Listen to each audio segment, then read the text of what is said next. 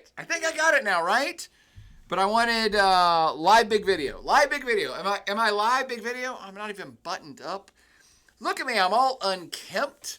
These students are going to think that I'm a horrific professor. Jesus, I'm trying to keep on top of things. How's everybody doing tonight, folks? So I was smart enough to hit up the chat room with an actual chat saying, "Hi, is anybody actually here right now?" And I've got a first-time chatter from Iwataki. First-time chatter, Iwataki. Thank you for first-time chatting. First-time chatter from H. Mercer1. And first-time chatter from Cargo Bane, who all three said yes. Thank you for first-time chatting, all of you. Callisto Malfoy. Give it back, Malfoy. Just resubscribed. Thank you, Callisto. C. Holloman1 says hello. Hello back to you, Holloman. First time chatter from Justin Framp up in the hizzle saying hello. Hello, Justin. M. Wafa. It's Wafa Thin, sir. Back in the house with a yes, sir. First time chatter from Big Daddy Lou saying hello. Thanks for tuning in, Big Daddy Lou. Ethan Owen says, "What's up, Professor? I was wondering when I would get the bonus points for sending you an email for the past 2 office hours." Oh my God, yeah, I am way behind on that, Ethan Owen. Thank you. If you have emailed me, trust me, famous last words, trust me, it will come back to benefit you. I meant to sit down and try to catch up on emails today and then got involved in too many meetings and got way behind. I try to sit down once every few weeks and answer emails from the previous months, but I do have a lot that queue up. So even though about a month or so ago I sat down and cleared out everything back to the beginning of the year, now a month later I think I've got another 1,000 to 1,200 emails I got to sift through. So yes, Ethan Owen, I got you. And I appreciate you, Ethan Owen. And if it has been emailed to me, that's an official legal document, and it will be accounted for, and it is there, and I will get it. In fact, I will get it tonight. Tonight, I will catch up on those emails because I did do that secret shout out that I usually do during office hours where I'm like, and now the password is this crazy word. Email me right now, and you got 10 points. So I did do that last week, and I forgot to process those. I will get to those, Ethan Owens. Thank you for the reminder. Iwataki says, "Professor, I would like to know what you think about Xi amending the Constitution to become the permanent president." Well, Iwataki, I think that's one of the, and I'm sure I'm mispronouncing your screen name, but I'm doing my best. That was the impetus, the catalyst, the raison d'etre for this office hours tonight was I don't really have a prescribed, annotated, and ready to go lecture with a PowerPoint slideshow about any particular topics. But for those of you that have tuned in right now, perhaps off of the email I sent out earlier to class, you know what I'm getting ready to talk about, which is the reason for the day is Chinese President Xi Jinping is currently hanging out in Moscow, Russia for the next 72 hours. Well, I guess they're down to probably 60 hours now. A 3-day state official, highest level you can have on planet Earth meeting between heads of state is occurring right now in Moscow, Russia, between Xi Jinping and, of course, one pugilistic Vladimir Putin. It is a meeting that is significant on multiple fronts and significant for reasons we can't even identify yet. And what I mean by that is I may be a commentator. I may be a professor, a teacher, a commentator, a talking head, as it were, here on the internet with a billion other talking head folks. But I don't ever allude to being Nostradamus. I don't pretend like I know everything, and I don't pretend like I exactly know what's going to happen in the future. But this meeting sets into play a lot of different scenarios, which one of which will be playing out in the future. And I thought it was quite intriguing.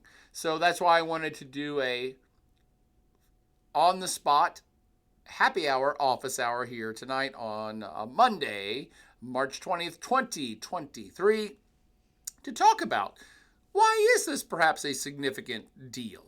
Now, it's just a meeting between two world leaders. Nothing's going to happen tonight. Nothing's going to happen in the next 72 hours that's going to rattle world events, unless one of them dies during this meeting. But it's more that this is setting the stage for what both of these countries are trying to achieve, what both of these countries might want from the other country, and what possible scenarios this will ripple out to the rest of planet Earth. Particularly for, let's say, the war in Ukraine, particularly for, let's say, China's increasing worry about being encircled by Team West, Team Anglo, for those of you that were here last Monday during the podcast. And all of these things are feeding into what is, I hate to say the word definitely, but I'm going to say it, is definitely shaping up to be a new 21st century Cold War. The new 21st century Cold War is now between the United States and China. The 20th century Cold War was between the United States, I should back this up, the United States and its allies, and Great Soviet Union and its allies. And if you know any history about Great Soviet Union, its allies were countries dominated by Great Soviet Union. So allies or puppets, whichever. But that was last century. And so for you young folks who were only born in this century, this is the new Cold War Part 2, 21st century style. And I say this is definitely happening because I am confident enough in my opinions and my assessments, and at my age, having witnessed what's going on planet Earth, I will say things with a fair degree of confidence. And I think it is time to start just saying, yeah, this is a new Cold War. For those that have only been born in this century, maybe you don't even understand what a Cold War means. If you're tuned into this podcast, you probably do, but just in case, a Cold War is a war between competing powerful countries. That is not a hot war. A hot war is those two competing powers would be literally and actively shooting at each other. A Cold War is just something before that hot war, which is competing powers, competing superpowers that are competing on the global stage. Competing for what? Competing for power, competing militaries, competing for resources, competing for allies, competing for ideological stances on how the world should be run, competing on all levels of a superpower status. And the 20th century was a superpower competition, cold, between the United States and Great Soviet Union. And this century, I think we're already 5 years past due of saying, and the new Cold War this century is between the United States and China, between the United States and its allies, and China and its allies. And that brings us back to what's going on right now. This meeting, to me, to Boyer here, Professor Boyer, that is, or really, just Boyer's fine. But Professor Boyer here, for those of you that are tuning in from all parts of the Twitch universe, the Twitchiverse, who don't know who the hell this idiot is talking right now, I am Professor John Boyer, teaching a class called World Regional Geography, a.k.a. World Regions, here at Virginia Tech, home of the Fighting Hokies, in Blacksburg, Virginia. And so Boyer's assessment of this is that, yeah, it's time that we stopped pretending. It's time that we stop putting on airs and being nice and trying to be politically correct. We do have a new Cold War, and it is between the United States and China, the two major superpowers of the 21st century. By the way, it's no coincidence that Xi Jinping, the president of China, is visiting Russia today, because Russia, the former world power that was in the Cold War with the United States in the 20th century, is quite unhappy that they're not considered a world power anymore. And they're quite unhappy that they're not the ones that are competing in the new Cold War of the 21st century. And that really helps you understand, I hope, a lot of what's going on behind the scenes of all this. But as always, I'm getting way ahead of myself. So let me, now that I've spewed all that out there, let me get back to Iwataki. And again, I know I'm pronouncing that wrong, but who asked, what is my opinion of Xi Jinping, current president of China, changing the Chinese constitution in order to become the president for life? My opinion of Xi Jinping has not wavered. My opinion of Xi Jinping has been the same for 10 years. My opinion of Xi Jinping is he has always craved to be a dictator of China. He has always craved to be the leader for life of China. He has always craved to be the most important person in Chinese history.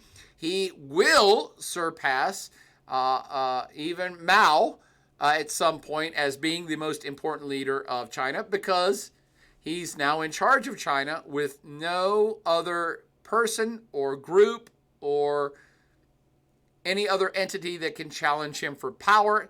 Xi Jinping will be writing all of the history books for China for the next 10 to 20 to 50 years. He is now the king. He is the emperor. He is the man. He has worked his entire life to assume all power in China. By the way, that's Chinese people's issue, not mine. I'm not even being judgmental.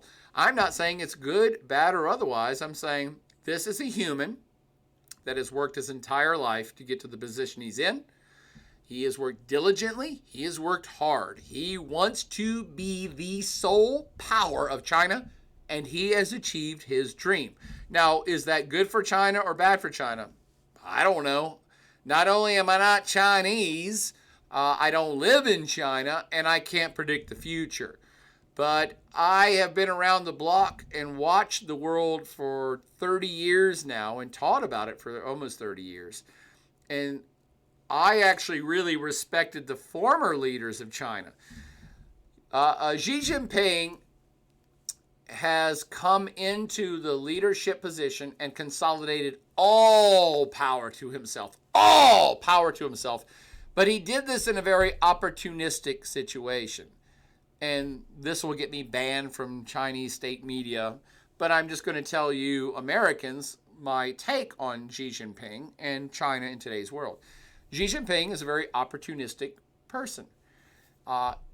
He's been a decent leader. Some may think he's the greatest leader of China. He's not the worst leader of China, but I don't think he's the greatest. But he was in a very opportunistic position, meaning the 2 or 3 leaders before Xi Jinping are the ones that really helped China become the China of today. All the way back to Xiao Jinping. Xiao? Am I mispronouncing his name? No. Somebody's going to have to help me. Who was the leader of China in 1980? Somebody on the Twitter world, go out there. Not Twitter. In Twitch. I'm only confused because I'm trying to pronounce too many Chinese leaders' names. Deng Xiaoping. Deng Xiaoping. Back in the late 70s and early 80s, it's Deng, D-E-N-G. He was the one that should be most credited with China's current success. Now we're turning into a Chinese history lecture, but that's okay. It plays into why Xi Jinping is in Russia right now. In the 1970s, 1960s, and 1970s, into the 1980s. This is for all you Americans who don't know Chinese history. China was still kind of a backwater. They were certainly a backwater for the 100 years prior to 1960. China was a former power. 100 years ago, it was overrun by foreign influences, including the British, including the French, including America. It was on the brink of collapse in the beginning of the 20th century. It was in civil war for several decades of the 20th century. And only after World War II, call it 1949, did Chairman Mao, step up, consolidate power in the country, get the country's act back together, so to speak. And for those of you that are in my class. You're going to learn about all this in the next couple weeks of learning about Chinese history. But it's Mao that helps the country stand up in 1949 after all the chaos of the previous century, had a unified, singular government for the first time in 100 years, and helped the country start to feel like a single country again. Again, call it 1949. Call it 1950 if you want to round up. But it's still 1950s, 1960s, even in the 1970s, they were culturally and mentally consolidated. China was China again, but they were still poor. They were still undeveloped. They were still struggling to catch up with the modern world. And under Mao, they did okay, but not great. It wasn't until the end of the 70s and the beginning of the 80s that a guy named Deng Xiaoping, he takes power and says, why are we trying to be communist? This is a joke, because look how good Russia's doing. Oh, I'm sorry. We're back to Russia already. Deng says, I'm looking at the Soviet Union model, and it don't seem that great. Again, we're in the 1980s now. And the Soviet Union is going to collapse by the end of the decade of the 1980s. So Deng is looking at USSR going, why are we following this model? Why are we trying to be isolationist? Why are we trying to be self-reliant? That's nice. It looks good on paper. But why don't we make a bunch of money by selling crap to foreigners? Why don't we open up the great workforce of China of 1 billion people and open up factories and make tons of things and export to the rest of the world and make tons of money? And that's exactly what China did for the next 20 years. So now I'm going to fast forward 1980s, 1990s. China is exploding economically because they gave up on communism and embraced free market capitalism. That's a bit of a stretch. But they embraced making factories and stuff and exporting and interacting with the rest of the world. And the rest becomes more modern history. Now we're in the 21st century. The year 2000, 2001, China enters the WTO. China has really stood up economically, really started to make money, really started to do a lot of things. And it's the leaders from Deng Xiaoping all the way to the leaders of the early 2000s. And Katie, remind me of their names because I'm forgetting those guys too, and I love those guys. Wen Jiabao. Wen Jiabao was the foreign minister, but who was the president of China at the time? 2000, 2002. Who's the president of China? These are the guys that really benefited from what Deng had already done. 2008. Who's the president of China? Hu Jintao and Wen Jiabao. And guys don't have to remember this stuff. They're former presidents of China. But this all goes to Iwataki's question about what's going on with Xi Jinping right now. From Deng Xiaoping back in the 70s and 80s and 90s, who really opened up China's workforce and economy to explode, to Hu Jintao, the president of China for 10 years, from about 2000 to 2010, and Wen Jiabao, his foreign minister, about the same time. These guys were dynamic. They opened up China. They laid the groundwork for China to not only be a major economy on planet Earth, but they were opening up not just foreign trade, but foreign relations. They're the ones that brought China back into the world to be an economic, financial, and political leader. And by the way, they're building the military the whole time too, so they're slowly becoming a military leader. Now, I've given you 20 minutes of China's back history of political leaders for the last 20 minutes now, so I can say this. The current president of China, Xi Jinping, is now being revered as a god within China because he has absorbed all power. He's taken over all of the benefits that have accrued to his position at this exact point in history. Of all of the people I've now named that for 30 years solid, and one could argue 40, really laid the foundations for China as modern economic, financial, and military power. And Xi Jinping has walked in 10 years ago and said, I'm in charge now. and everybody bow down to me. And I'm going to assume all power and everything, all of China's success is because of me. And I am now leading China for the rest of my life because I'm so awesome and I made China great. Again, there's already Chinese Secret Service that are going to come track me down and murder me, but that's fine. I don't care. I want you, the students of this class and students of the Twitch-averse, to understand that I don't hate Xi Jinping. I don't actually have an opinion about Xi Jinping, but he's an opportunist. He did not rebuild China on his own. He did not come to power 10 years ago and suddenly China's awesome. But he has made that case to the Chinese government and the Chinese people and said, I'm so awesome, I should have all the power for the rest of my life to lead China. And he got it. So my opinion of him is mixed. I don't think he's a terribly bad leader. I don't think he's done anything bad. I don't think he's done anything that's affected China negatively. But I think he's getting a lot more credit than is due him.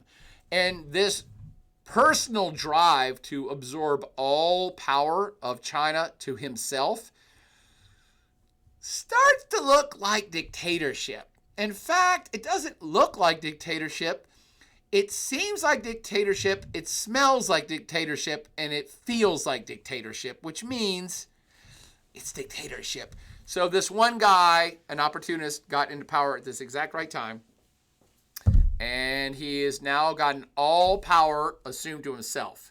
He controls everything. And by the way, the Chinese government before him, they controlled everything too, but they were much more paced. They were much more chill about it. And I guess that's why, and it's product, by the way, it's a product of my age. I'm an old man, so I tend to like other old men. I respect the old men more than I respect the young people. And so, in politics, by the way, not individually. I love all of you individually. Thank you for the heart, Rishi, or Rish1, whichever that is. So, I'm not dismissive of Xi. I just think that he somehow was the right person at the right time, much like Donald Trump, by the way. And I'm not trying to offend any Trump supporters out there. But the right person at the right time that kind of crept into politics and was popular enough that they absorbed all of the energy of the room, and they now proclaim themselves as the savior of their country. They're the saviors. And I'm always very leery of folks that walk in and say, I am in charge of everything and I should have all power because I'm all knowing and I'm all perfect and everything I do is perfect. There should never be anyone ever who questions my rule. I'm sorry, Xi Jinping and the 1.5 billion people in China. Most of us American types or Western democracy types always are very leery of people that come in and say, I should have all the power because I'm so smart that no one should ever question anything I say. Red flag, flag on the play. We don't like that. But that's what China's stuck with.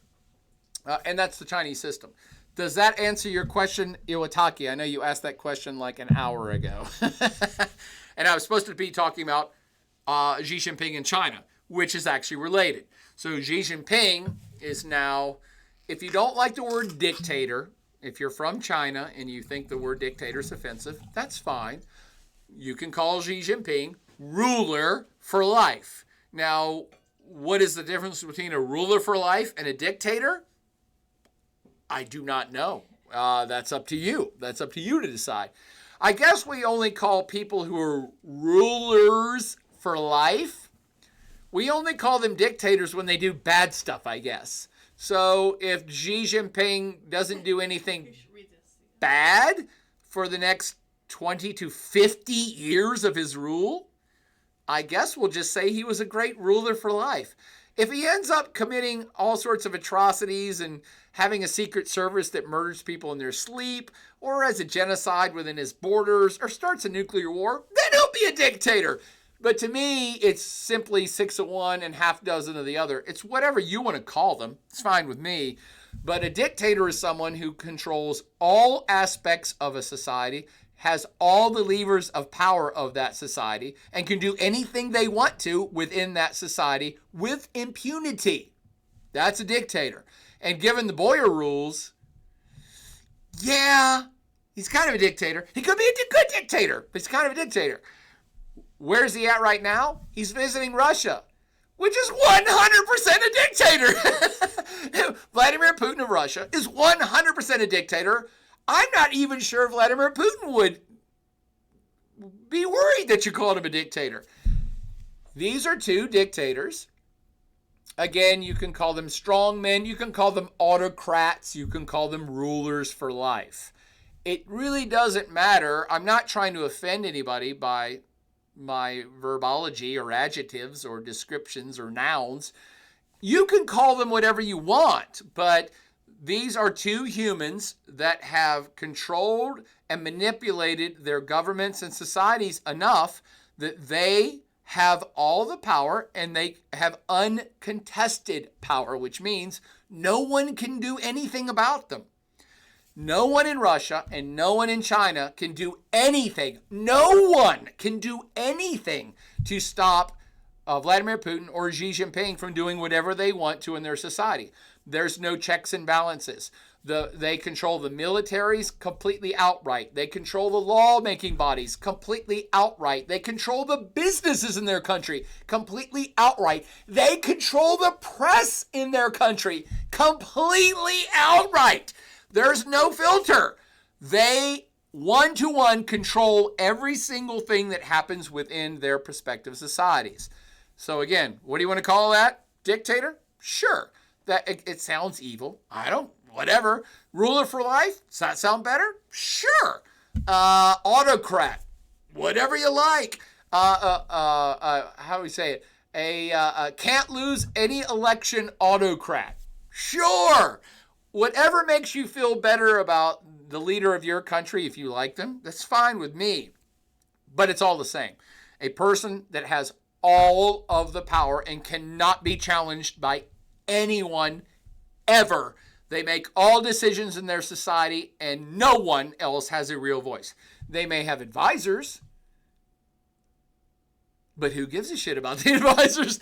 The person in charge is going to do what they want to do. That's what I think about Xi Jinping, Iwatani, and that gets back to what am I raging about tonight? Where is Xi Jinping? He's in Moscow.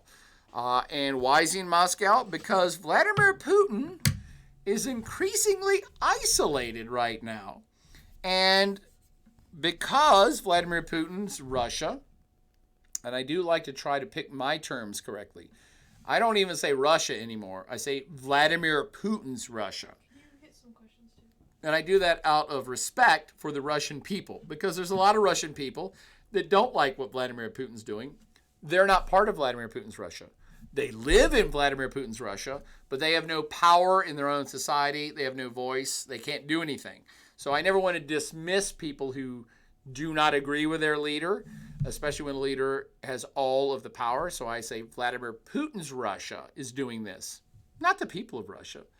Xi Jinping's China is doing this, not the people of China. Xi Jinping's China. They own these countries. They do what they want to do with their countries. But Katie says I need to catch up with the chat room, so I will do that now. Let's see. Iwatani, hopefully that answers your question. I don't hate or otherwise dismiss Xi Jinping. He's an opportunist who now controls all aspects of Chinese society and will until he dies, be that tomorrow or 50 years from now. So there is no China anymore. There's Xi Jinping's China. James Dean, says, how do you check your grade in the course? Anyone know? James Dean already says, never mind. Let's see. The Blind Barber back in the hizzle. Welcome back, Blind Barber. All the cool presidents are doing it now. Brighton Y125 says, yes, with a Putin icon. Pa-poom. If you subscribe or do something on Twitch, I don't even know how you do it, but if you do something, you actually get the Vladimir Putin icon. Has that been pointed out to anybody? If you subscribe, you get the Vladimir Putin icon to take with you for life. M.Wafa3 says, down with the commies. I didn't say that. Well, the commies are all gone already, but sure.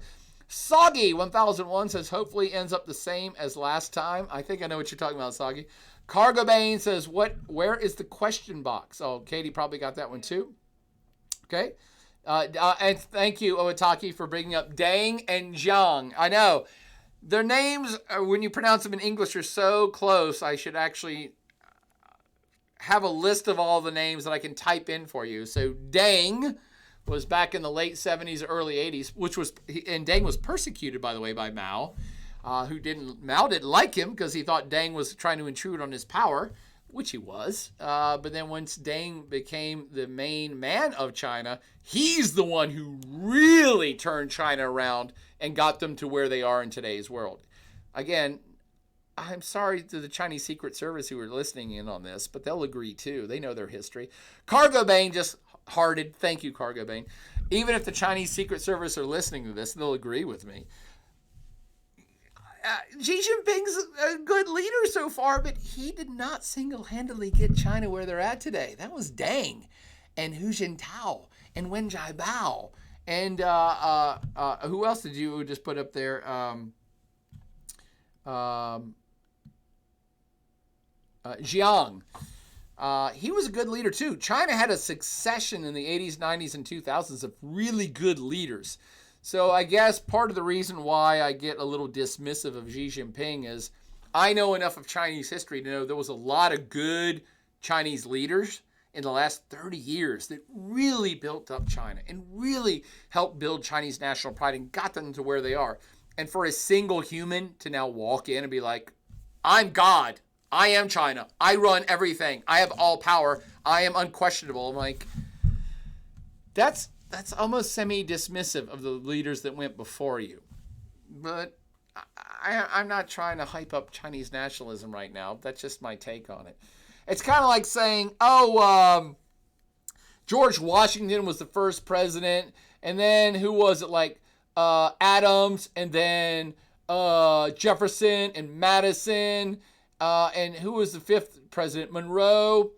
But yeah, Andrew Garfield was president, and he did everything. Yeah, Garfield. Yeah, Garfield assumed all control, and he's the man. And you're like, but what about the founding fathers? Never mind, just Garfield. I don't even know what number Garfield was. Sorry for this rant. Let me get back to the chat. Iwataki, thank you for shouting out with Deng and Jiang. And one of Deng's right-hand man was Xi's father. Boom. Very well played, Iwataki.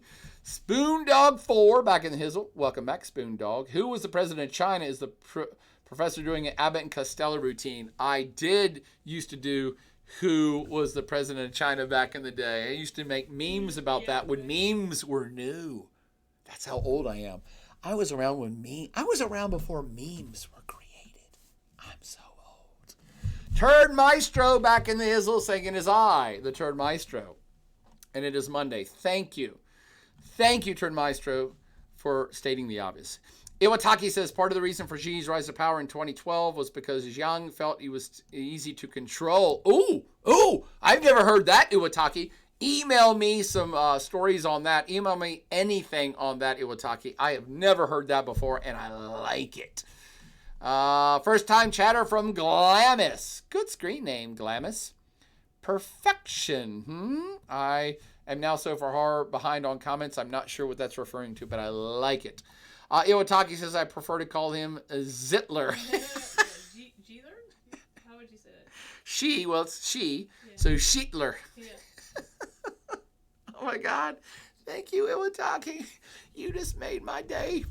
Sagi 1001. Dictator versus ruler, a.k.a. terrorist versus freedom fighter. Sure.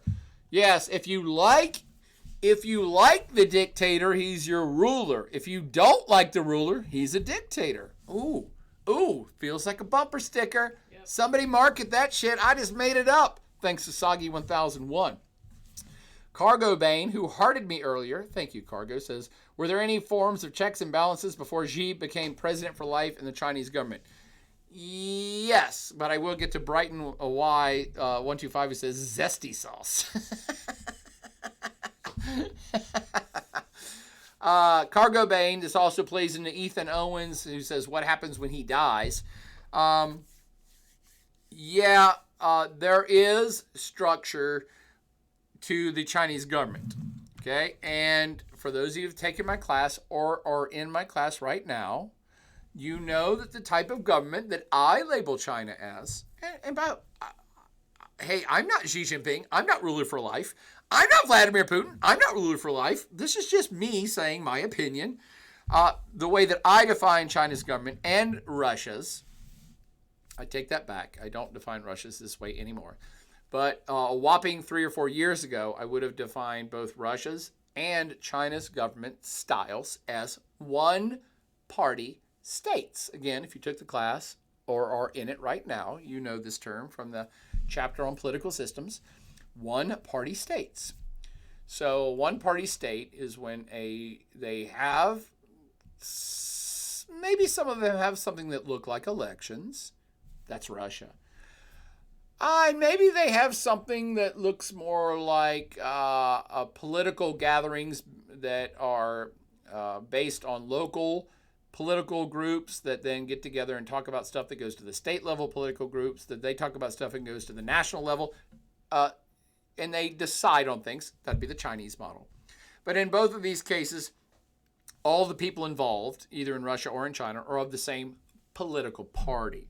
So whether they hold fake elections or not, or whether they even have some sort of consensus that happens at local, state, or federal levels, all of the people that are invited to those meetings are of the same political party, meaning they're basically of the same political mind. And you have to, in China in particular, you have to be a member of the political party in order to even hold office.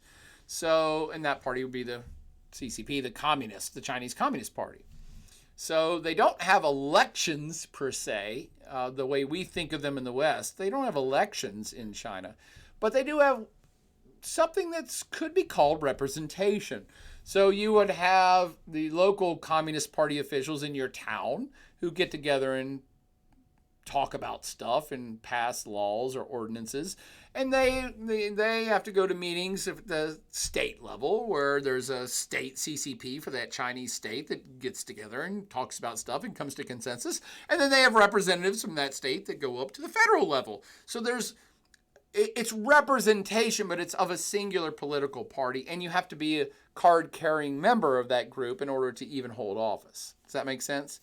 In Russia, they're still pretending to be a democracy, but they're not. And so in Russia, you can't even get elected unless you can't even get on the ballot of their fake elections unless you're a member of the major political party there, which I believe is One Russia. And that's Vladimir Putin's political party. So there are people that fight back more in Russia, and there are other political parties, but they're so destroyed by the state. They're so marginalized. They're so punished. When they hold political rallies, which there are very brave souls in Russia that do, the state apparatus comes and beats the living shit out of them or throws them in jail or both, or says that's an illegal group, you can't do it. Or, oh, you want to put up a political candidate for a local Congress person's position? We just made up some stuff and that person's a felon and so they can't run. So Russia just is still pretending to be a democracy, but they're not at all. And you have to be of the political party of Russia in order to get elected or do anything. China's system is a little bit different because they've never really been a democracy. They never tried to be a democracy. So it's more of a Soviet era communist type system where there's representation from the ground up that builds up into a singular, smaller group of people at the federal level that control everything. And again, they're all communist. They're card-carrying Chinese Communist Party members. You have to be a part of the club in order to even hold office. And you don't get into that club. You don't get your card unless you've been vetted and you believe in the party's stances on everything.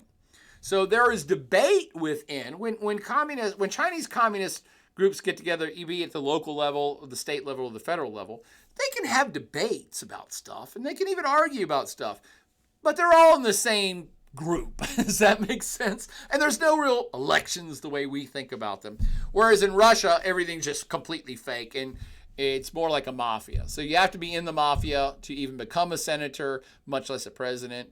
And anyone else who even tries to get into the club will be beaten and flogged until morale improves, if that makes any sense. So this gets back to the question from Cargo Bane. Were there any other forms of checks and balances before Xi became president for life in the Chinese government? Yes. The system I just described was the way it's been since Mao Zedong unified China in 1949, which is, yes, it is a one-party state, but there's local, state, and federal representation, and people debate about things, and they say, hey, we come together as a consensus. Even at the topmost levels of government in China, those people within the party who've worked their way up the ranks from the local to the state to the federal and be good party representatives, that's how they you get into the inner circle. And it's the inner circle that really says, and who's going to be the next leader of China? And if we all can't come to a consensus on this, as per their constitution, there is a bit of debate. There can be back and forth. There can be passionate arguments. Who knows? It's a pretty secretive system. But you don't just walk in and take over. Checks and balances are in place, but just in very different ways than we're used to with, say, a three-branch government in Western democracies. So internally, there has to be consensus. It's just not conducted the same way we do it in Western democracies. Xi Jinping has thrown all that out. And that's a very good question because, Cargo Bane, there were checks, but it was much more implicitly understood that we're all going to come to a consensus. It's implicitly understood we respect each other's opinions. It's implicitly understood that there's not going to be a single person that takes over the whole system. And Xi Jinping came in and said, well, I'm getting rid of that because I'm taking over the whole system starting now. He is a political master. A lot of people say that Vladimir Putin is a political master. Xi Jinping, he had to work for decades. He has quietly worked within the CCP for decades with his ultimate purpose in mind, which is consolidating all power. It didn't come easy. I'm sure there was enough drama behind the scenes to make 500 miniseries made for TV on the order of the Game of Thrones show on HBO of how he manipulated groups against each other and people and got into power here and got allegiances. It's that level of intrigue, of palace intrigue, we'd call it back in the day, for him to have gotten where he is, that he somehow in less than 10 years changed the entire structure of the Chinese constitution and got everyone to agree that he should be making 100% of the decisions for the rest of his life. It's quite remarkable. I guess it's a testament to his political savvy, but it's not something I'm going to say that I am a fan of. I mean, I'm a fan of democracy, so I'm certainly not a fan of dictatorship within a single. It used to be kind of a one-party system. It's getting harder to call it that since one guy has all the power to fire anybody or kill anybody. Yeah, that's where they're at now. So checks and balances, Cargo Bane, yes, but different from the way that we think about them in Western democracies. But even those checks and balances are now gone, are now 100% gone. The only way Xi Jinping is not ruler till literally the day he dies is some epic, and I mean catastrophic, screw up on his part. And it can happen, by the way. It's happened many times in Chinese history. And some of them could be natural disaster related. Let me tell you, I know enough about Chinese history, just enough to be dangerous. But Chinese emperors, and by the way, I should actually call him an emperor, not a dictator. There's not much difference, but whatever. He's the new Chinese emperor for life. And in Chinese history, there have been emperors that have lost their power and been killed because the stars aligned against them with natural disasters. So there have been former Chinese emperors that one or two bizarre things happened, like a drought, and then a locust plague, and then a major earthquake, and that was enough to convince people this leader God does not like this leader, or the heavens do not like this leader anymore. We need to get rid of him. So to me, that's the only way. Old habits die hard, by the way. And so while I'm talking about stuff from hundreds to thousands of years ago of legend and myth, and the way that Chinese people would view something like the divine right of heaven, they call it the mandate of heaven. We call it the divine right of kings in the West. They call it the mandate of heaven in the East. And if enough bad stuff happens, even if it's natural disasters, that could see the end of Xi Jinping. But short of that, he controls everything. He controls the military. He controls the nuclear missiles. He controls the warships. He controls the secret police. He controls the regular police. He controls the politicians. He controls everything. So how do you get that person out of power? Mandate of heaven, act of God, may be the only way that he loses power before his own natural death. You heard it here first. For you young people, you'll still be talking about Xi Jinping when you're my age, because he'll still be the ruler of China for life. Okay. Ethan Owen says, what happens when he dies? Unknown. Because that's the thing about dictators / emperors / Caesars. They don't have anybody ready to take power behind them. Because dictators and emperors and kings actually take that back. Kings is all about family lineage. So the son or daughter takes over. But with emperors and dictators and fascists, they're so terrified of anybody that challenges their power. They kill everyone who could rule behind them. They kill everyone. They kill everyone that could be a threat to their power. And that's all fine and dandy for them while they're alive. But what it sets into motion is a situation that their society is leaderless whenever they die. And yes, sorry, Xi Jinping, you're going to die. Sorry, Vladimir Putin, you're going to die. All of us do. You haven't beat that one yet. And so both of these societies are now setting themselves up for chaos when Vladimir Putin or Xi Jinping dies, because they've killed everyone who could possibly rule in their place. And so there will be a period of turmoil when either one of these leaders dies that could see a hard fall for each of those countries. But you know what? When you got the power, who gives a shit? Who gives a shit what's going to happen after you die? I'll be dead. Why do I care? So that plan is not very forward thinking if you truly love your country. But hey, I'm not a dictator or a king or an emperor of a country, so what the hell do I know? Iwataki says there are some checks and balances within the Communist Party, but I think Xi threw all those people in jail during the first 5 years of his term, just like Kim did. Boom. Thank you, Iwataki, for giving form to the substance that I was putting out there. Jiang, who had the most checks and balances on him, died of old age just last year as well. Yeah, and they escorted his ass out of the Congress, did they not, Iwataki? M. Waffer says, do you think there'll be a revolution in Russia when Putin dies? Revolution is not a term that I use lightly. I don't use the term dictator lightly either, by the way. For the CCP people who are listening to this broadcast right now, I'm not calling Xi Jinping a dictator hurly-burly. I'm not just throwing that out there like, they're fascist, they're this. I use terms very specifically. And so when I use the word dictator, I am suggesting it has a meaning behind it, and the meaning is a person who has 100% control of their society. They dictate the terms of the people of their society. And if someone wants to argue against that point about Xi Jinping, I'd love to hear that argument, because he does control all levers of society, as does Vladimir Putin. So the word revolution has an also significant, serious connotation about it. Revolution in the Boyer world and in most academic circles, revolution has a connotation of a full upheaval, a system-changing event.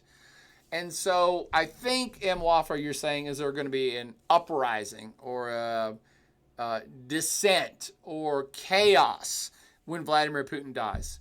I would say yes. When Vladimir Putin or Xi Jinping dies, yes, there will be an unsettled period of chaos, of perhaps vying for power between competing groups.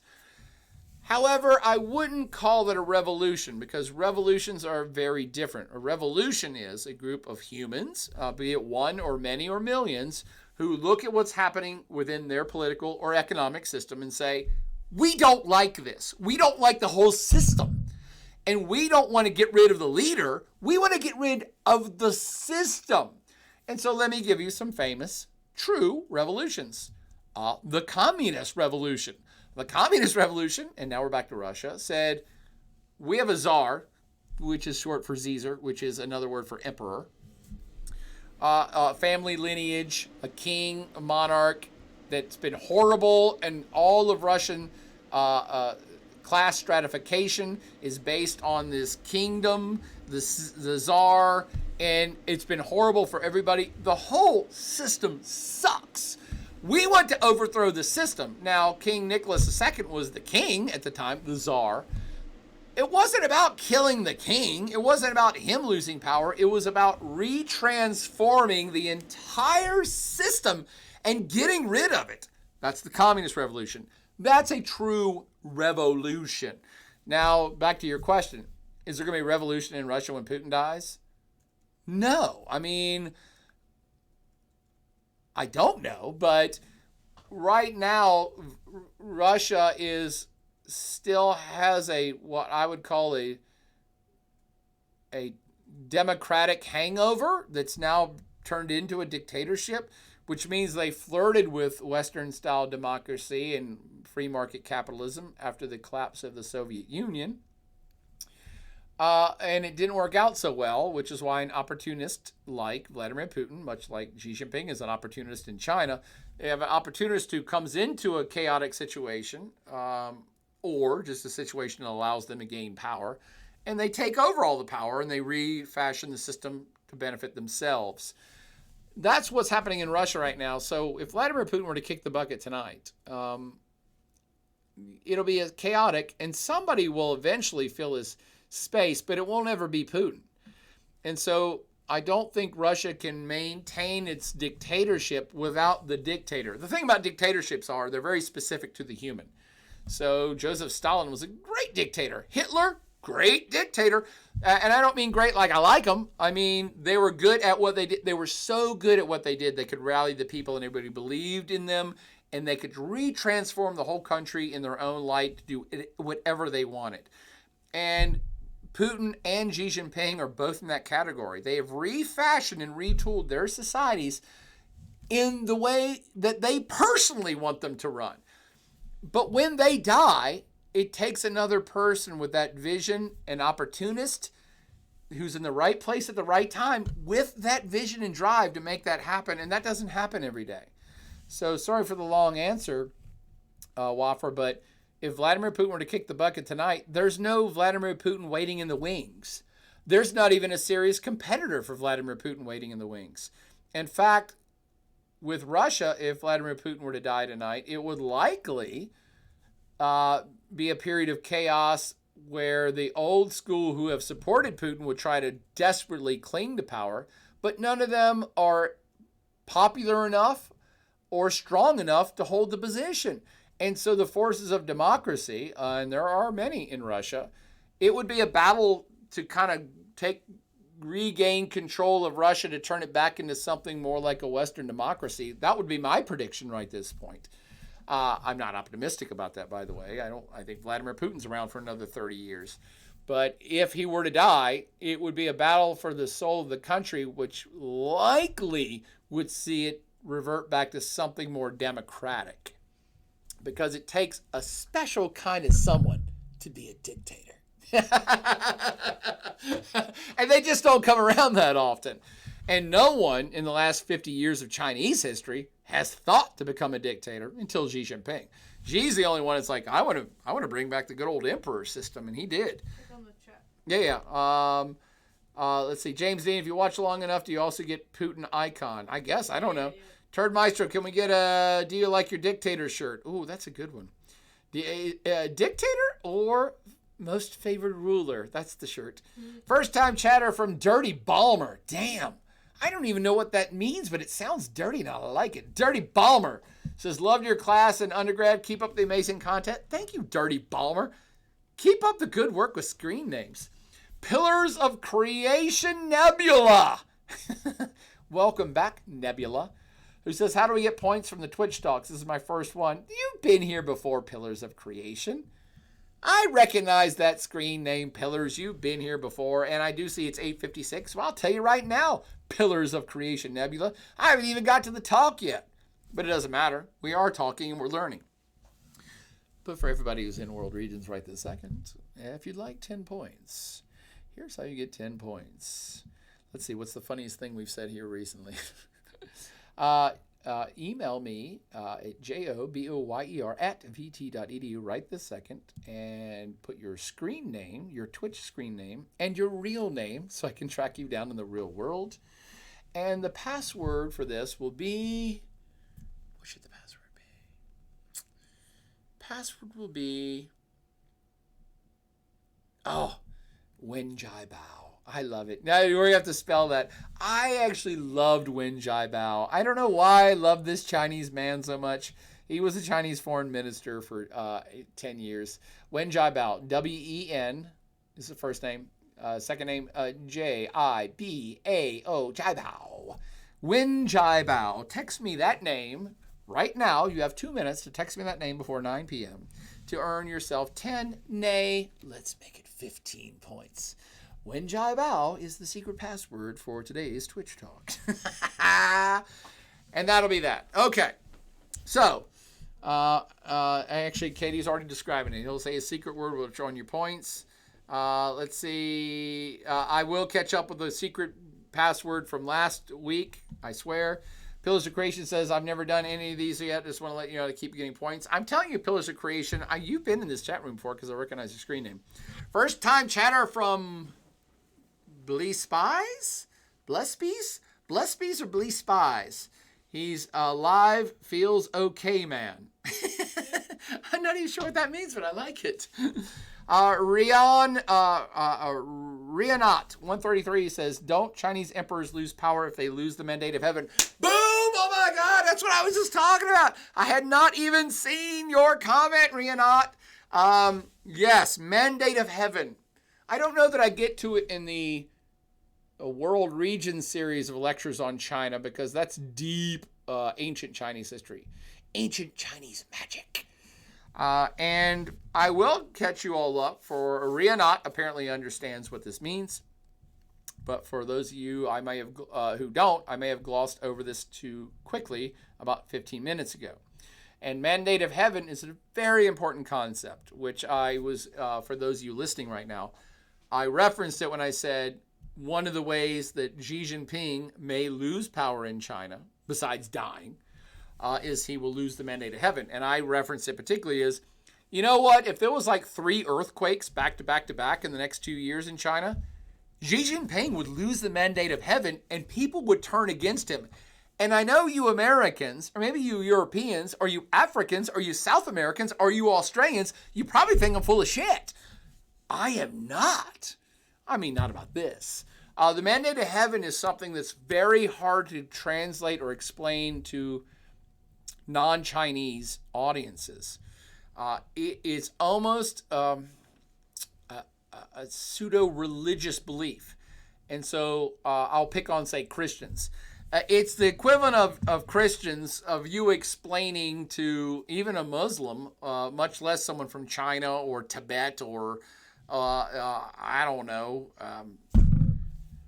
India, trying to explain to people not from your background of, no, there's this dude. Okay, his name was Jesus. He was a real dude, but he was actually God. And if you just say you believe in him, you're going to go to this place called heaven. You see where I'm going with this. If you try to explain that to someone not from your religion and not from your culture, you believe it to your core. And you're like, of course. It's Jesus, man. You implicitly understand it because it's part of your upbringing, part of your religion, part of your culture, part of your society. Even if you're a non-religious person, you understand what I'm talking about with Jesus. If you grew up in Europe or United States or Australia, you know what I'm talking about when I talk about Jesus. You just know it. People from India and China don't know Jesus. They may have heard of him, but they don't understand the significance of that, and they never will. And that's fine. I'm giving you that analogy because I'm a master of analogies, actually.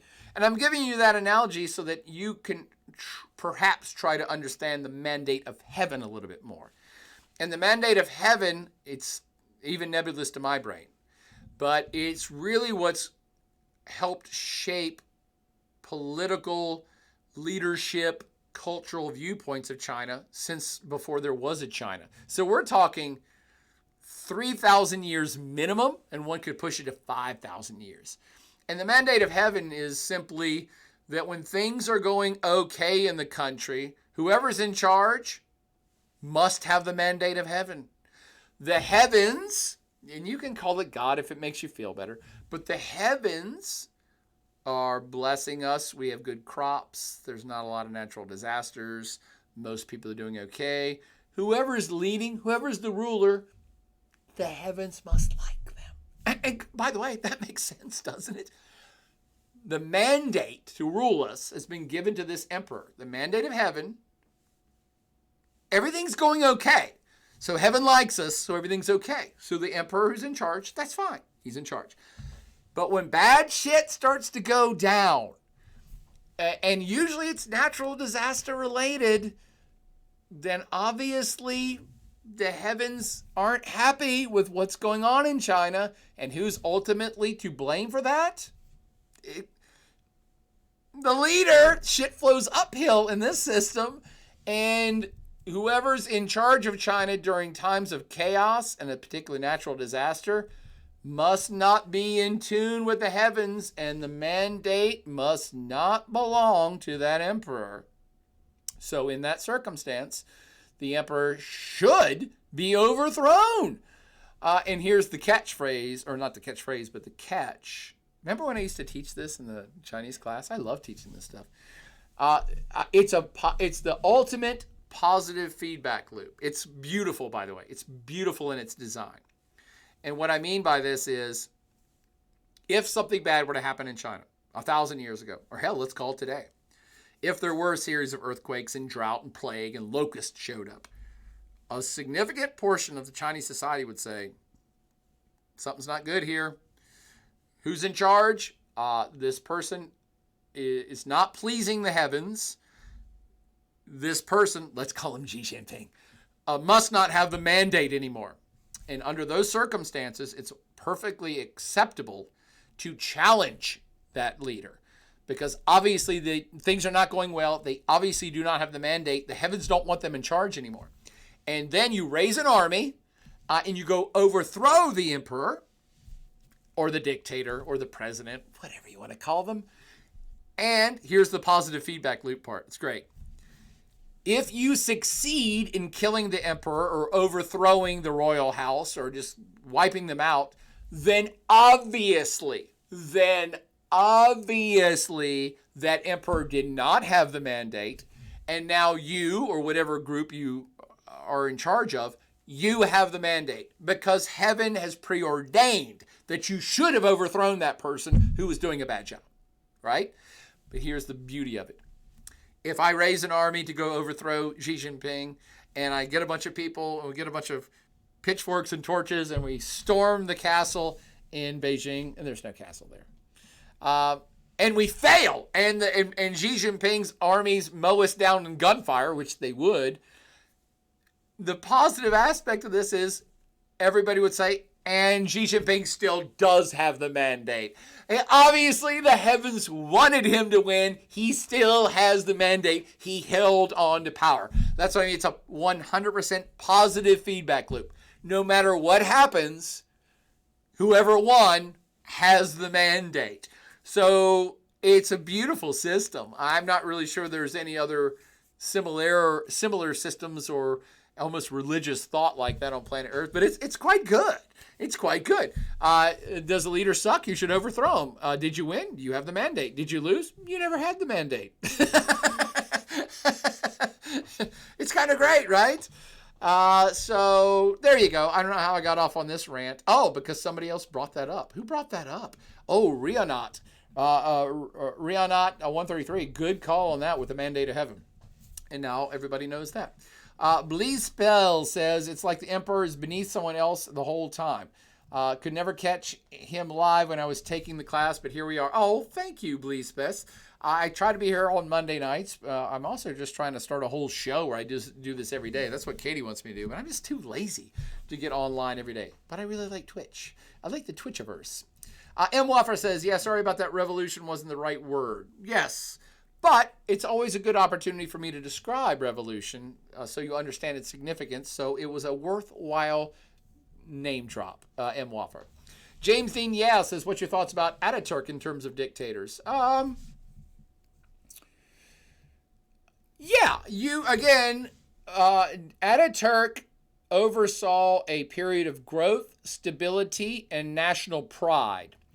And then he died. So we wouldn't necessarily call him a dictator because people liked him right up to the time he croaked. Had things gone south and he killed a bunch of people and everything was terrible, then we call him a dictator. So he also, I actually, James Dean, would not call Ataturk. And for those of you that don't know what I'm talking about, Ataturk was the first president of modern Turkey, 1923. And he oversaw a transformation of Turkish society from the Ottoman Empire, a religious political system, into a recognition of individual human rights and freedom of thought and democracy. So when I look at Ataturk's balance sheet on whole, I would not call him a dictator. He intentionally introduced democratic elements into his society. He did it with a fairly strong military at his back. So that's why it's easy to say, well, he's a military dictator. But you start to split hairs when you say, well, he was a dictator because he was in charge of the military and he forced things through. Okay, what did he force through? He forced through democratic reforms.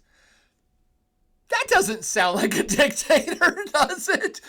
Dictators, to me, force through all power coming to you. A condensation or a collection of power, of absolute power. To me, that's a dictator. Ataturk really went the opposite way in his society. He was a powerful figure. He was a powerful military figure. But he was taking society away from power to himself. So I don't think I'd ever call him a dictator. Again, I love this debate. I could do this all night long. We were supposed to talk about Xi Jinping in Russia, but this is, to me, is way more interesting because this gets at the root of human experience. How do we define our political systems? What does constitute a fascist or a dictator or this? What is the proper way for people to move forward? What is the proper way? What is a good way for humans to organize themselves politically and rule themselves? So I love all of this stuff because this speaks to elemental, perpetual problems and issues and debates about human existence. Whereas if we talk about Xi Jinping and Vladimir Putin, well, they're carbon-based people, humans, carbon-based biological organisms that'll be dead soon. It's what they're doing with the systems that intrigues me more, which is what our whole conversation has been, and I couldn't be happier about it. I love this crew of people. Let's see. Only here for the Pladcast. Welcome back, Only here. Says just tuning in, so maybe you mentioned this earlier. Has there been any follow-up to that awkward incident of Hu Jintao getting escorted out of the party congress in the fall? You're right, it was Hu Jintao. Jiamin, what's his, Zhang. Jiamin Zhang was the second ruler after Deng Xiaoping. Sorry, this is a lot of Chinese names. I know if you don't know Chinese history, it's a lot. Jing Zhao, the guy who succeeded Deng, he already passed. I got confused for a minute. It was Hu Jintao who got escorted out. And I did mention this earlier, by the way, only here for the podcast. Hu Jintao, who I respect a hell of a lot more than I do Xi Jinping. Hu Jintao ruled the country, I'll call it from 2000 to 2010, let's say. A decade, plus or minus the years. And him and Wen Jiabao are the ones that, to me, did the most to take the legacy that Deng had started in the 70s and 80s, that was continued through the Xiamen decade, and they really took it international. And they really cemented China's economic and political situation on planet Earth, not just within China. So I really thought he was, I think, a pretty resolute, solid, well-balanced leader of China. And because he represents the past, he just got escorted out of the last big CCP meeting because I think he may even have dementia. I'm not joking. But he started to say things like, what the hell's going on here? And I think he probably said something to the effect of, like, who's this dictator in charge? He said something that was inflammatory to Xi Jinping, and he's got escorted out. This is the former president of China. He got escorted out and hasn't been seen since. That's what's going on in modern China. That one of the guys that got them to the power they're at now is no longer welcome in the Congress that Xi Jinping rules. To me, that's a red flag. But hey, I ain't Chinese. I think the Chinese people have a good enough memory that I think a lot of them remember the leaders that got them to where they're at. And Xi Jinping is not God on earth, and he did not by himself get them to where they're at, although he wants to do it for the rest of his life. I'm really going to have the Chinese Secret Service on my ass the rest of this night, if not the rest of the week. Blease Bless says, so unless it affects China directly, the mandate of heaven doesn't activate. Yes, it is very internal. Outside events could affect it. I wonder, this is past China's, this is the chaotic period of China's existence from, say, 1860 to 1950. China was pretty much in chaos in that period, but I wonder if the effects of World War I and even World War II, the Japanese occupation of China, I wonder if an average Chinese person, say an old Chinese man in, say, 1940, I wondered if he was thinking that the leadership of China at the time didn't have the mandate of heaven because Japan was occupying them and there was an internal civil war. I don't know. Those are questions that only a very good scholar or someone who lived through those events and had a good understanding of Chinese history could answer. I don't know, but I think your question generally is true that, yes, outside events could affect China because natural disasters, quite frankly, are outside events. But yes, outside events could affect the mandate, but it is who's in charge of China. They're the ones that have the mandate. I would love any Chinese scholar to chime in on this, but I assume that, again, old habits die hard. I assume that many Chinese people think Xi Jinping has the mandate. And so the question becomes, all right, what would happen that would change your opinion of that? So he certainly has the mandate now. And if his internal rule, if the Chinese economy slips into a recession or depression, or there's an economic crash, or there's, again, back to natural disasters because they're easy, a drought followed by an earthquake followed by a drought, all of these things affect China. And it could be, a nuclear war. Somebody bombs Beijing. All those things affect China, and that, to the Chinese people, affects who has the mandate. Whoever is in charge during chaotic times obviously does not have the mandate. Mexican Goose says 2 questions that may have been answered earlier. I doubt it. I've just been freewheeling. One, was the U.S. drone Russia jet incident important at all, meaning will anything come of it? That's easy. Not really. It was a political point for the United States to rage about it because technically over the Black Sea is international waters. I was going to say I assume, but no, I know. The U.S. would not have been flying a drone that low unless it was international airspace. So the U.S. was correct in flying in international airspace as outlined by international law, and they made a big deal out of a Russian jet bumping it and crashing it. However, it's not that big a deal because it's already been made evident on planet Earth that Russia doesn't give a shit about international laws. Russia gives zero shits about international law, about UN convention. They don't care. The whole invasion of Ukraine is suggesting we don't care about the modern rules of sovereignty. We do not care.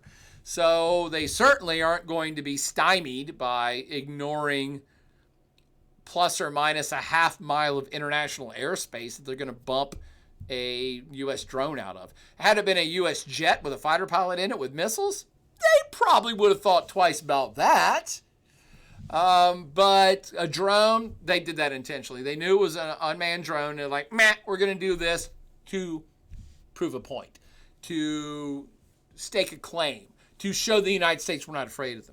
And the United States reacted as Russia and China usually react by hysteria of like, it's end of days. This horrible thing happened and nuclear war is getting ready to happen and we're all going to die. All big countries do that. Any tit for tat now between major powers. I just thought of the best analogy ever. It's like watching European football, European soccer, where these superpower humans can run forever. They can dive, they can hit something on their head, they can slam themselves on the ground, they can do a backflip, and then when the time is right, somebody accidentally trips them, they fall down, like, oh, oh, oh, oh, oh, oh. Oh, do we get a foul? Okay, good, I'm ready to play again. That's what big powers do now. So the bump that the Russian jet did to the drone was like tripping a soccer player from Germany who then did an epileptic fit that the world was over and they just died and their leg was broken. And they're like, no, this is posturing. The U.S., by the way, the U.S. was right. They did have, again, according to international law, they had the right to fly that drone in the middle of the Black Sea. But again, Russia doesn't care about international law. They have flouted international law. They will continue to. Which, by the way, Mexican Goose, before I even get to your question number 2,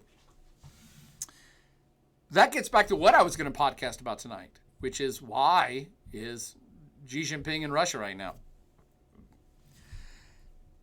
And it's over a year since Vladimir Putin invaded Ukraine. Russia didn't invade Ukraine. Vladimir Putin invaded Ukraine using Russian people. And it's interesting that Xi Jinping, president of China, Xi Jinping, has not visited Russia. This is the first visit of Xi Jinping to Russia since this Vladimir Putin invasion of Ukraine. And this comes up, I'm bringing this up right this second when we're talking about big powers and international law. This is actually very tough for Xi Jinping. I won't say he's in a tough space. He can do any damn thing he likes. He's dictator for life. I'm sorry. Great ruler for life. But it's a tough situation for Chinese President Xi Jinping because Xi Jinping actually does respect international law. Xi Jinping is a huge fan of this thing we call sovereignty. Xi Jinping wants everyone at the United Nations to respect Chinese sovereignty. Absolutely. Xi Jinping loves the international rules and laws about sovereignty. Vladimir Putin does not. So this puts Xi Jinping, and it's one of the reasons why Xi has not visited for over a year, because China's attitude is, we like sovereignty and respect everyone's sovereignty. Oh, and Vladimir Putin just broke all those rules and said he doesn't care about the international law. It doesn't care about the international rules of sovereignty. Now, why does China like it so much? China likes it so much because China said back in 1949, We're drawing our borders. These are ours. Nobody should mess. Everybody should recognize our borders and not mess around. And everybody kind of did. And part of their borders include a place called, what is that place called? Tibet.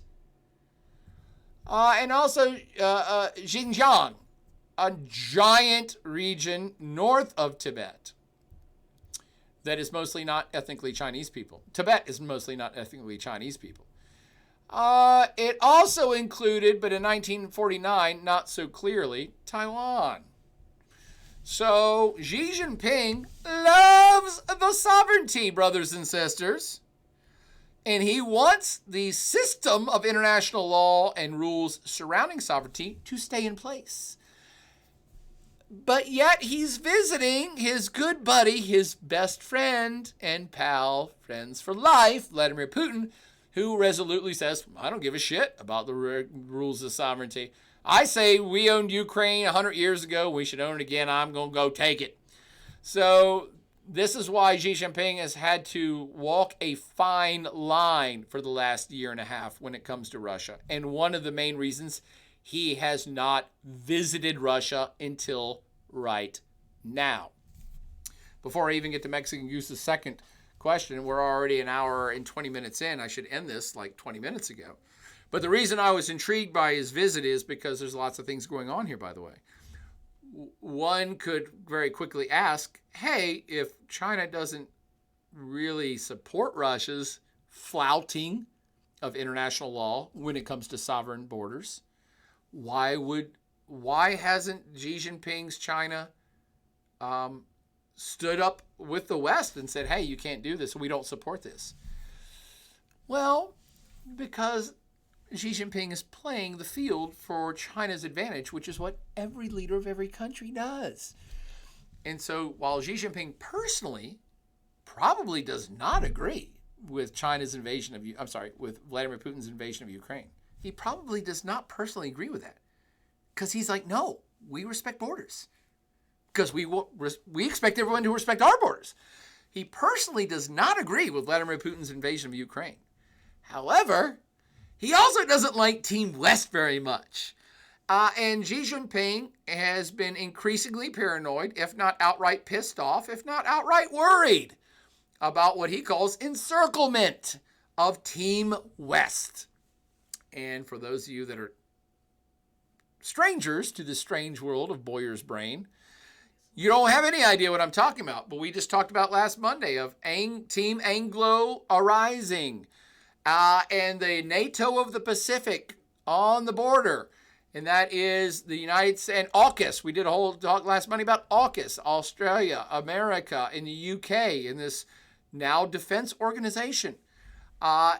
China has increasingly felt threatened by what it's interpreting as being boxed in by Western forces. We can include not just America, who wants to push back against the rise of China. By the way, this is not a secret. This isn't even up for debate. All sides agree to this. And I, as your professor, agree with it as well. Openly, China is growing and getting bigger and is a world power. Not a debate, fact. Openly, the United States and its allies want to push back against what it considers an aggressive China. Push back and contain, much the same way that the Western team contained the Soviet Union during the Cold War. Not up for debate, a fact. Now, whether you agree with that, a fact or not, it doesn't matter to me. I'm just saying it's a fact. That's what Team West thinks, and it's what Team West is doing. You can disagree with the theory, but it's happening.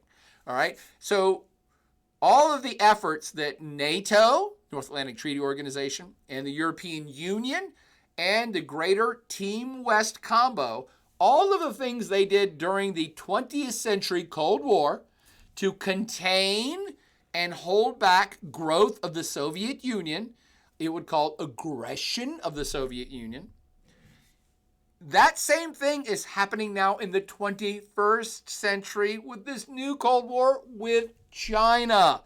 So Team West is turning to the other side of the planet to basically run the same play. Damn, I'm good. That was where I started, and I'm ending there right now. That's what's going on. And that's why you see U.S. allies like Japan, who's going to start rearming more than it has since World War II. South Korea, which is becoming more, not belligerent, but now saying, we're going to start getting weapons too because North Korea is crazy and we're tired of dealing. South Korea, Japan, both U.S. allies. Australia, New Zealand, both U.S. allies. India has been courted to become a U.S. ally. It's not there yet, but India worries about a growing and aggressive China. So you have, and it's a democracy. So you have the Philippines, which used to be a stronger U.S. ally, is starting to come back around because it's worried about an aggressive China. Singapore, a democracy. Is it a democracy? I don't know, but it's a developed semi-democracy. So you have this, what China considers an encirclement by all these countries, which are now what I'm calling part of Team West Pacific region. And rightly so. Again, I don't think these things are debatable. This isn't my opinion. It's the Chinese government's stated objective that we think we're being boxed in. And it's Team West's opinion that's being stated of, yeah, we are boxing them in. So I want you to understand the real world. I'm not really trying to dance around being politically correct. This isn't my personal opinion. This is what's happening. Now let's get back to the story to finish. Why hasn't China outright told Russia, we, China, actually believe in the rule of sovereignty and law. We don't like what you're doing in Ukraine. Why haven't they done that? And why is Xi Jinping there right now? Because they're using support of Russia as leverage against what they consider encroachment. They are pushing back against this Team West or Team Anglo rising that's containing them in the Pacific. This is now a new 21st century Cold War in which China is looking at Russia saying, well, we don't necessarily agree with what you're doing in Ukraine, but you're a valuable tool for us to piss off Team West and push back against them. And if you thought I accidentally chose those words, that you're a good tool, not a good ally, I did not randomly choose those words. Now I'm going to get the KGB after me because China is in the power position of this relationship. China is the world power. China and the United States are the world powers. Russia is a power.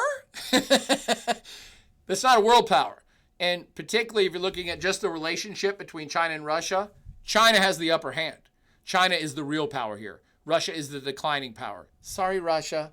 And so China looks at Russia as a tool, not as an ally. I'm sorry. I want you to understand the world as it is, not the way anybody wants it to be. China is going to do, Xi Jinping is going to do whatever it takes to make his country better, to make his country thrive, to make his country dominate the 21st century. He ain't doing anything for charity, and he certainly ain't doing anything for charity for Russia, because a lot of people think, I guess especially a lot of young people, they're like, well, China's communist, which they're not, but they have a communist party, which is the party that runs their country. And Russia used to be Great Soviet Union. They were communists. So, communist, communist, communist, communist, communist, communist, chameleon. A lot of people, young people, and actually most Americans, because they don't know anything about world history, assume that Russia and China were probably really tight in the 20th century because they were commies. They were not. In fact, there was quite a bit of animosity between China and Russia, which is why they never have been very strong allies. Right this second, and if I were to give a quiz, which I don't feel like it, I'll just give you more points. Right this second, for you awesome folks that are still tuning into this an hour and a half later, this is the high point for Russia-Chinese relations. They are stronger right this second than they have ever been in history. You heard it here first. Maybe he heard it somewhere else from somebody way smarter than me. I hope so. But this visit by Xi Jinping to Russia designates the highest high point of strong bilateral relations between these two powers. But make no mistake about it, China is courting this relationship to benefit itself. It is not doing this because it particularly believes Russia is super awesome. China is not doing this because it particularly believes Vladimir Putin's invasion of Ukraine is a good thing, or even that it's a respectable thing, or even that it's a legal thing. It does not. China is not doing this because it wants to partner with Russia and combine forces and be awesome. They do not. Russia is a useful tool to China right now to piss off the West. And that's what's going on right now. And it took almost a year and a half for Xi Jinping to even decide to go to Russia to play this card. And it is a card being played and nothing more. They will continue to build their relationship and perhaps even militarily start working together if Xi Jinping thinks it will benefit China. China is not there to save Russia. They're not there to save anybody but China. China is only there if it strategically is advantageous to itself in its own role in what it's doing on planet Earth. Boom! Mic drop! That's all I got to say about that. So that's what's going on there right now. And now I've mentioned all the things that I wanted to, that I was going to do an hour and a half ago. This meeting has everything to do with what China wants. And what China wants is to push back against Team West. That is the main reason for this visit. And I know there's a billion other pundits who are all smarter than me. I totally admit it. They're way smarter than me. But there's a billion other pundits that'll say there's a billion other reasons. But knowing what I know about China and their history and the mandate of heaven even that we've worked in the last hour and a half, they're going to do what's good for them. All countries do, but China is very, very succinct about it. They don't really mince words, so to speak. They don't they'll be nice to Russia. They may even promise Russia stuff, but in their heart of hearts, they're going to do what they want to do. And their main objective is to continue their rise in power and their rise in strategic political power on planet Earth. And Xi Jinping is doing a masterful job of that. So he's playing this game with Russia only to the benefit of China. It's probably not going to benefit Russia that much. It makes Russia seem more important. And to close, which I said I was going to do 4 minutes ago, the other things going on behind the scenes here is Vladimir Putin couldn't be happier. Oh my God, this guy is giddy. Oh my, he's probably semi-orgasmic right now that he got Xi Jinping to come to Moscow, because Vladimir Putin is all by his lonesome little Russian self. Remember, 4 days ago, he just had charges of crimes against humanity laid against him. So any country that is a signatory to the ICC, that is the International Criminal Court, the International Criminal Court basically just said, if Vladimir Putin comes to your country and you're a signatory to this treaty, you have to arrest him. He illegally has stolen children from Ukraine and taken them to Russia. And that's going to outlast the war. You need to understand, friends, that's going to outlast the war. If the war ends tomorrow, Vladimir Putin is still wanted by the International Criminal Court for crimes against humanity. That's not going away. And why do I keep mentioning the ICC and its signatories? Because I think, I could be wrong, I think there's 134 or 140 signatories to the ICC. Those are countries, states, if you like, sovereign states, which have signed on to this treaty. And that means there's 134 or 140 countries Vladimir Putin cannot go to for the rest of his life. And it's already been made clear in the last year and a month of this illegal invasion of Ukraine that all the Western countries have already seized all of Vladimir Putin's and all of his rich cronies' assets and their yachts, and that they are not welcome and would not be allowed to come to the countries, the rich countries of Western Europe or in America or Australia and New Zealand. Vladimir Putin's world is shrinking and shrinking rapidly. And I'm not saying this with any joy in my heart about it. I just want you to understand Vladimir Putin has been, as a human being, been increasingly isolated. He can't even go to a UN meeting in New York. He would be arrested. He can't go to a meeting of the G7 or G8, which Russia's got kicked out of anyway. He would be arrested if it wasn't in Russia. This would be just academic, except Russia's in a group called the BRIC. Does anybody remember the BRIC? She's a brick house. The BRIC is Brazil, Russia, India, and China. A bunch of, I don't even know what we call BRIC anymore, non-Western big powers that started about 10 years ago. And the BRIC countries got together and they said, well, we don't care about Team West. We're not slaves to the international system they've created. We're going to do our own thing. And actually it turned into BRICS, because BRICS, the S is for South Africa. And the next BRICS meeting is in South Africa. However, South Africa is a signatory of the ICC. So if Vladimir Putin goes to a BRICS meeting in South Africa, he could get arrested and extradited to The Hague, to the ICC. Probably not going to happen because he probably wouldn't go and might not get arrested, likely not get arrested if he went. But these are things that he has to think about for the rest of his life. Poor little Vladdy, his world has shrank. He is not invited to hang out with the big boys. He's not invited to the important kids clubs. He doesn't get to hang out with world leaders anymore for the rest of his life.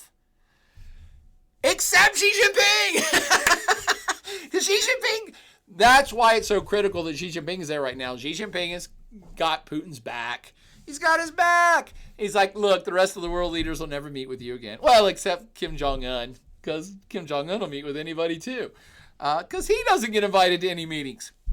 So isolated Putin was overjoyed and semi-orgasmic that the leader of the other major superpower of the 21st century is currently eating caviar and drinking champagne in Moscow tonight, which is actually happening. Oh, they probably went to bed by this point.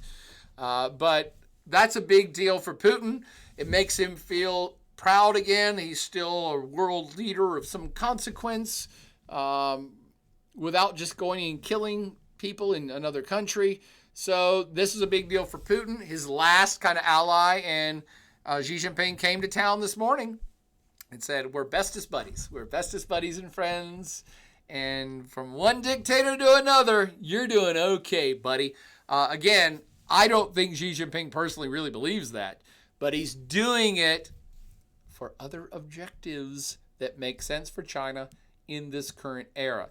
And the last thing that I think Xi Jinping did this for is there has been a lot of talk that maybe Xi Jinping is going to broker a peace deal.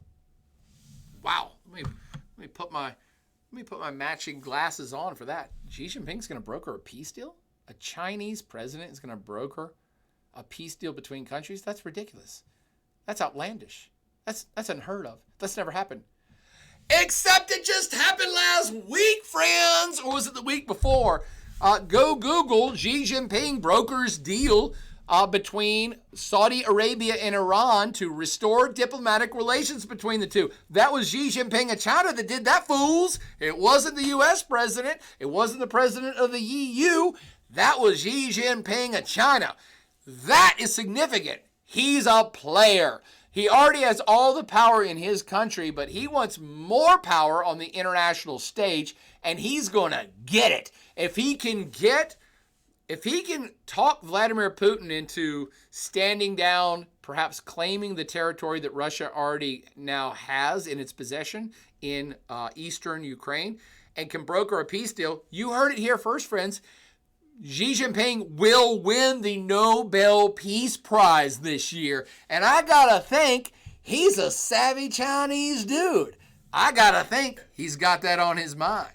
And quite frankly, I couldn't be happier about it. Anything that stops the suffering of civilians, the bombing of churches and hospitals, and children suffering and being shell-shocked for the rest of their lives, I'm a fan of. I'm a fan of stopping war. So if it takes Xi Jinping to stop this and he can somehow get Vladimir Putin out of this and by saving some face, or help Vladimir Putin save some face, he should totally get the Nobel Peace Prize. Why does Xi want to do that? Because it makes him a player on planet Earth, a significant player.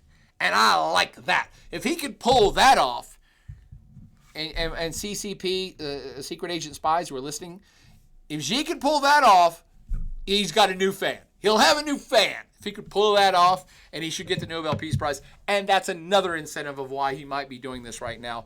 And I couldn't be more happy to report that if that gets pulled off, that would be fan-freaking-tastic, because that's what world leaders should be doing. World leaders should be trying to arbitrate conflict, should be going in there, should be putting themselves on the line, should be trying to broker things that makes our species do better. But I have gone on for far too long raging, my friends, so I am going to read the comments and get the hell out of your hair, starting with Mexican Goose's second question that they asked an hour ago. Question 2, what's the deal with Poland sending jets? Well, that's easy. Poland is very wary / leery / worried about an increasingly aggressive Putin, an increasingly aggressive Russia. So Poland, above perhaps all other states, besides Estonia, Latvia, and Lithuania, has been very worried that the loss of Ukraine, if Ukraine loses this war, that Poland would be next. Poland is exceptionally worried about a rising Russian aggression in Eastern Europe. And by the way, they have every good reason to be worried about that. If you don't know what I'm talking about, go read history for the last 300 years, and you'll see why Poland's worried about aggressive, strong powers in Eastern Europe, particularly Russia. It's not a worry at all. It's fact. They don't like the idea that Russia would be growing, and they want Ukraine to win because that helps push Russia back from perhaps taking over Poland someday, which has happened in the past more than once. Iwataki says, I have an interesting point in today's movie Ip Man. His lead actor thinks the march in Hong Kong was an anti-communist riot. Oh my gosh, I haven't seen Ip Man forever. I have to go back and revisit that scene. Iwataki, I don't know that particular scene. March in Hong Kong was an anti-communist. Oh, okay. I vaguely remember that, but I'm going to have to go put that back in context. But thank you for that, Iwataki. And thank you for being here all night. Blease Splez says, so if Russia doesn't face any consequences for invading a sovereign country, what's the difference from League of Nations and United Nations? Isn't it likely going to result in another world war? Boom. Well played, Bliss. Yes, that is the worry. I think you guys all know me. Guys, gals, people, dudes, dudettes, whatever is politically correct for you. I'll say whatever you like. I think you all know me. I really do try to be a very balanced person. So even when I'm making fun of Xi Jinping, I'm not making fun of China. I'm making fun of that human. The same with Russia. China and Russia have between them 1.6 billion people. I have nothing against the people. But ultimately in dictatorships / monarchies / fascism / one-party states, the state is doing what one person wants. So we do need to be critical of those individual people. So I think a lot of folks are anti-Western, anti-U.S., are very quick to bash the United States, especially because if you follow the news, today is the 20th anniversary of the U.S.'s invasion of Iraq, which was a total debacle based on total lies. All of us know this. There's no mystery here. And so it's very easy to say, oh, the United States is terrible. Look what they've done. They've invaded all these countries. They're trying to be hegemonic. They're trying to be hegemonic to China now. They're pissing off China the same way they pissed off Russia. And the United States is this terrible power. And the Western powers in whole are old white men clinging to power who just want to destroy the rest of the world or dominate the rest of the world. This is becoming a very increasingly popular thing to say in academia and in the world in general, I guess. And I just got to tell you, I'm a balanced person. I like all countries. I like all peoples. I don't necessarily like all leaders, but I try to take a balanced approach to these things. And my counter to this concept of the U.S. is ultimately evil, because, Vietnam, the Afghan War, the Iraq War, yes, none of these things were particularly good. I'm not defending any of them. They were particularly poorly conducted wars for nebulous ideological reasons, which have turned out in hindsight history to be wrong. My problem with wholesale dismissal of the United States and Team West, my problem is, but we like human rights, and we do favor democracy, and we do try to stick up for underdogs. And I know people from the ultra left don't want to hear this because they're already painting me as some right-wing warmonger. And I'm like, but for all the folks that say the U.S. is a hegemon that just wants to kill the whole world, okay, sure. But the U.S. is one of the few states in the last 200 years that's become a world power and hasn't taken over other parts of the world permanently. I'm not getting into manifest destiny. I'm not talking about the creation of the country. I'm talking about foreign policy. When the U.S. has conducted wars in other countries, from World War I to II to Vietnam to Korea to Afghanistan to Iraq, the U.S. leaves those places. Does it leave them better? Not always, and that's obvious. The U.S. screws up as much as anybody else. But I'm starting in my old age you get more conservative the older you get, so I try to recognize that too. But I'm starting to take a little bit of issue with the U.S. has a mixed track record and hasn't been perfect all the time, so it should leave everyone alone and do nothing and have no presence on the world stage at all. And it's like, okay, because if you think that frame of thinking is the U.S. is too powerful, the U.S. is a war machine, the U.S. is going to dominate all these other places, and so it should just retract and do nothing. My problem with that, my counter to that is, and who falls into that power vacuum? And are you really so, I don't want to use the word ignorant because it sounds derogatory, but are you really so,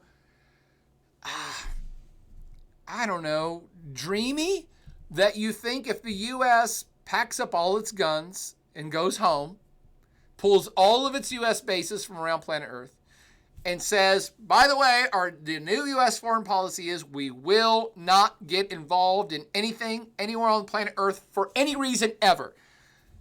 Do you really think that's the end of conflict on planet Earth? Really? Do you think China's going to be like, whoa, well, we're going to do the same thing then? And Russia, obviously, has already... And Russia would be like, oh, good, you're not getting involved? Well, good, we're just going to take back Eastern Europe. Do you really not think that's going to happen? Do you really think that's not going to happen? And so I find it a little juvenile in thought. And I am not a great thinker, friends. I don't even know what the hell you people are even listening to me for. But are you really so juvenile, so immature of mind that you don't understand that humans are humans and we always have been? And humans are humans, and human societies organize in certain ways that they always have. There's really nothing new under the sun. And that humans are going to interact with other humans the way they always have. And when bigger groups of humans get together, we call them religions or cults or ethnic groups or countries or sovereign states or empires. They all behave the same way. It's elemental human nature. So the current...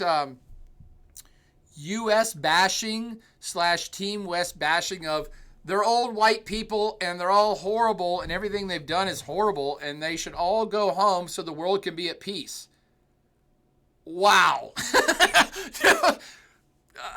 Oh, sure. Everything will be fine. Again, this may be offensive to some. That's okay. This is just free-willing thought, and you can counter argue with me if you like. I'm open to all thought. I just kind of understand, I think I understand human nature, and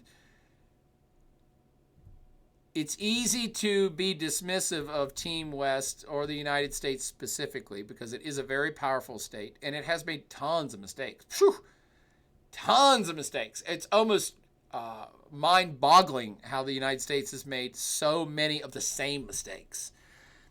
However, the counter argument that all other countries are peace-loving nations who just want to hang out and everything's going to be fine is truly, truly staggeringly ignorant and not reflective of how humans work, and therefore not how the world works.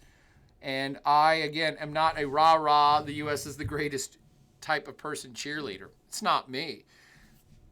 But I do believe in the ideas that founded the country. I do believe in a lot of the political thought that is the basis of Team West in general, which is, hey, we kind of like human rights.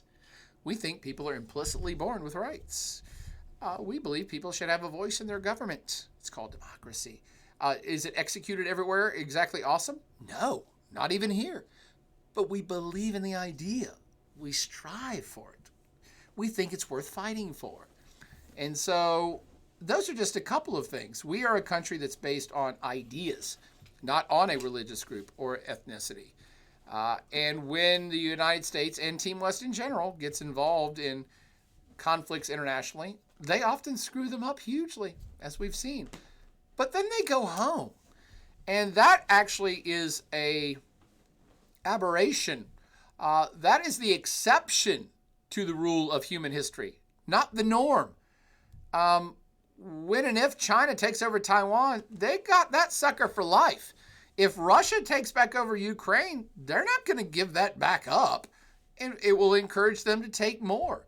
And I'm just picking on those two countries because that's current events. We could go back and look at African empires that some states say, no, that state belongs to us. Ethiopia and Eritrea have been in a protracted war. I mean, even in South America, Bolivia and Chile fought a land war. And neither one of them is going to give up the territory that they lost or gained. So this is the way that things work. And I want you to understand the world, not just be politically correct and say, oh, this country did X, therefore they're bad. Well, they did this one time. And by the way, I'm not just talking about America. I'm talking about Russia. I'm talking about China. I'm talking about England. I'm talking about South Africa. I mean, all countries do stuff, and some of it's good, and some of it's not. I just don't want anybody to be of the opinion that whoever's in charge, all the world's ills are all their fault. Everything wrong in the world is because of whoever's in charge. That would be actually the mandate of heaven, by the way. Wow, we did full circle again on the second hour. That would be a mandate of heaven approach of like, whatever's the most powerful country on planet Earth, all of the ills of the world are their fault. They've done it all. And it's like, that's not realistic. And all countries are made up, all governments are made up of humans. Humans are fallible. Therefore, governments are fallible. Mistakes are made all over the place throughout all human history. We shouldn't be so quick to judge, and we certainly shouldn't be so quick to say, oh, no one should do anything. No one should fight for the ideas they believe in because, I don't know, sovereignty, or because you're powerful, so you shouldn't be here. You're like, well, if you believe in human rights, why shouldn't we be? But that's a diatribe that I won't go into any further because that's got nothing to do with China or Russia right now. But that got me on Blease Blaze comment here about Russia facing any consequences. Is going to be the same thing as League of Nations.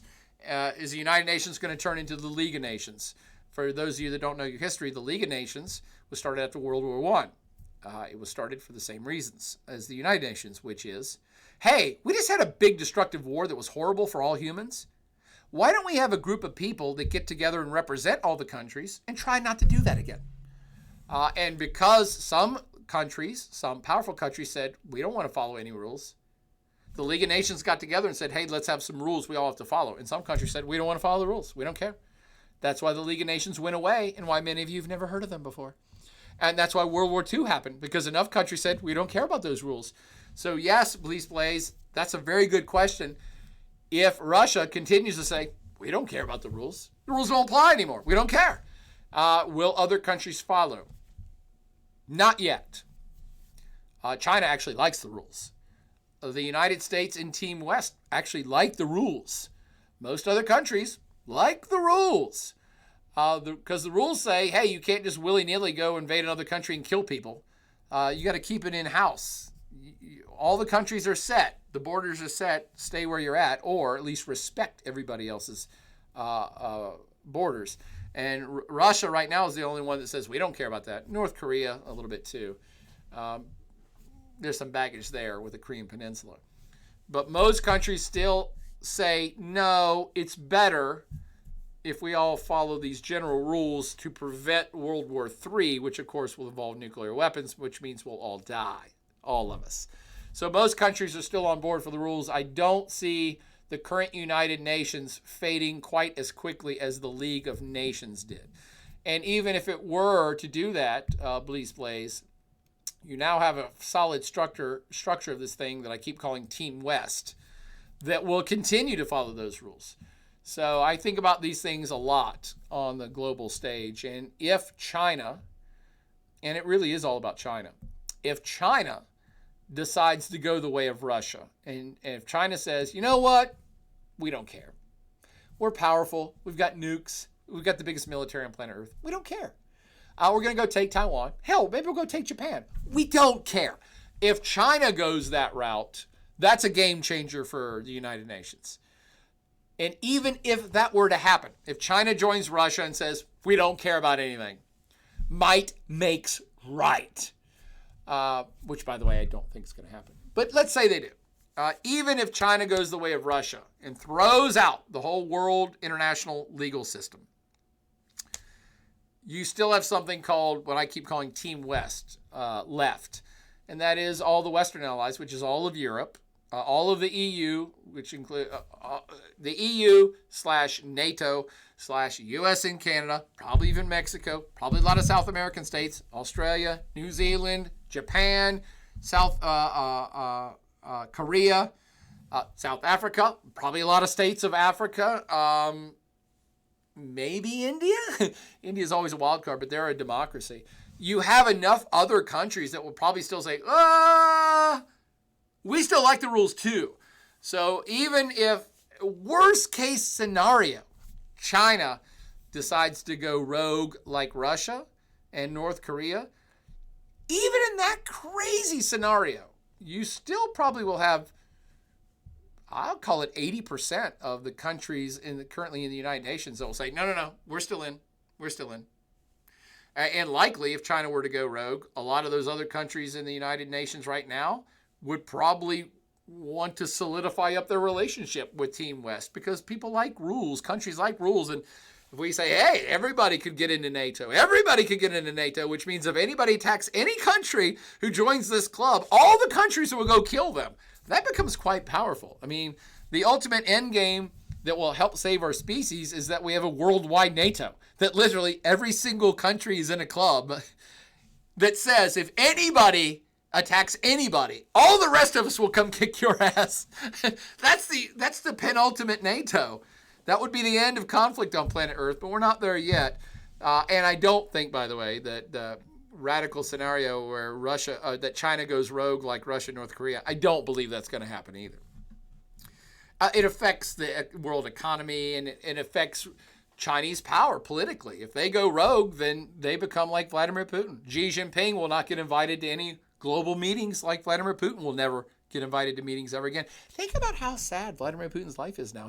He gets to go to no more important meetings ever. He can never leave his country again, probably ever. Good for him, but he's rich and gets to make all the rules. So as long as you like to stay in your country for the rest of your life, it's good for you. Let's see. Turdmeister says, good question to Blaze Plays, who says, I think it's because UN was never a military pact unlike NATO. Ukraine was not part of NATO. See? Boom. I didn't even see that comment, and I kind of answered it already. First time chatter from R971 who says, who's going to arrest Putin, though? No one. Only here for the podcast responds to 123 states. That must be in response to who are signatories of the ICC. By the way, the United States is not. But we totally support the fact that the ICC just issued an arrest warrant. That's mentioned in the comment. They're like, does Putin go to New York and they want to arrest him? Yeah. Mexican Goose says, according to Wikipedia, the U.S. has not ratified the ICC, as I just suggested. So technically, Putin can come to New York. Nah. I mean... Technically, legally, however, the United States, being a global power, also gets to bend the rules to its own will as well. And so the United States will say, here's what will happen. We recognize the ruling of the ICC, therefore, we will arrest anyone on our soil who the ICC wants arrested, with the exception of any U.S. citizens. So that's exactly what would happen if Putin were to come to New York, which we all can laugh about because that's not going to happen anyway.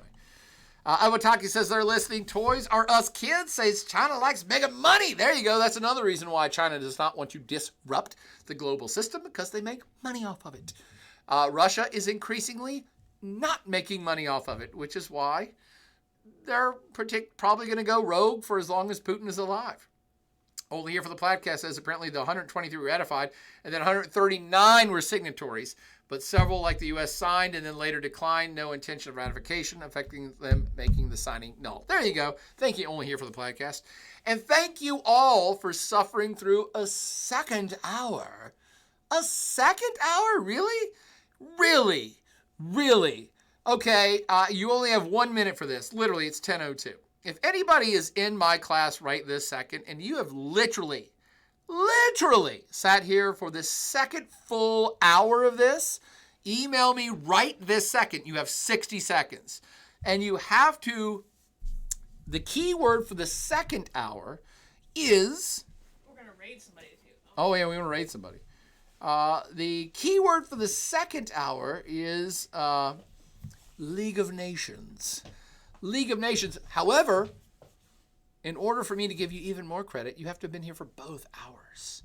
So it can only have 60 seconds. You have to give me League of Nations as the password for the second hour, but you have to also include the password for the first hour, which I will not repeat. So hit me up if you've actually been here for 2 full hours. League of Nations plus password for the first one, which you already have emailed me. And you'll double down your points. And if you just give League of Nations, I'll give you 10 points for that. But Katie said we're rating somebody. What's that professor that does also... He's just doing music right now. Oh, the music professor. Yeah. Yep. Yeah, there's a professor who actually lectures about music and stuff. And are we doing it right now? Yeah. So we're all going to go there. Everybody give a shout out to this guy. He may not even be there. Could just be there playing music, but he's actually a real professor and his stuff's really good. And so give him a shout out from the Plaid Avenger. Thank you all so much for tuning in and hanging out for 2 full hours. I had a great time tonight. I hope you did too. Party on. We'll see you next Monday for another round of intriguing international events. Let's go raid this new channel. Party on.